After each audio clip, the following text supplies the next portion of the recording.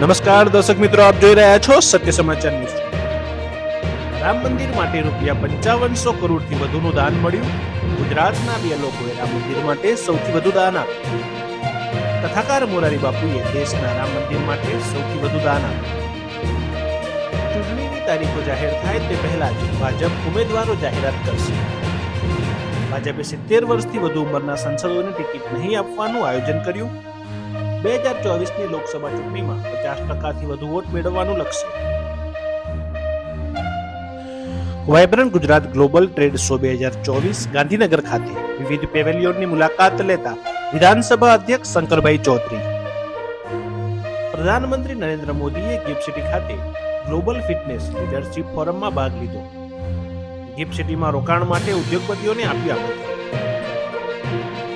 Trade શોમાં ઈ-વ્હીકલનું અનોખું પ્રદર્શન, ઇલેક્ટ્રિક ટ્રેક્ટરનું વિશેષ પ્રદર્શન. ખેડૂતો માટે વધુ ઉપયોગી નીવડશે ઈ-વ્હીકલ. નાના ટ્રેક્ટરની કિંમત 6 લાખ જ્યારે મોટા ટ્રેક્ટરની 13 લાખ રૂપિયા કિંમત. વાયબ્રન્ટ ગુજરાત ગ્લોબલ ટ્રેડ શોની મુલાકાત. રાજ્યપાલ આચાર્ય દેવવ્રતજી થયા પ્રભાવિત. વિવિધ પેવેલિયનોની વિગતવાર માહિતી મેળવી. સામાજિક ન્યાય અને અધિકારિતા અને મહિલા અને બાળ કલ્યાણ મંત્રી Bhanuben બાબરિયાએ vibrant Gujarat global trade શોની લીધી મુલાકાત. વિવિધ પેવેલિયનની મુલાકાત લેતા ઉદ્યોગ રાજ્યમંત્રી જગદીશ વિશ્વકર્મા તેમજ શિક્ષણ રાજ્યમંત્રી પ્રફુલભાઈ પરાંજપેટી.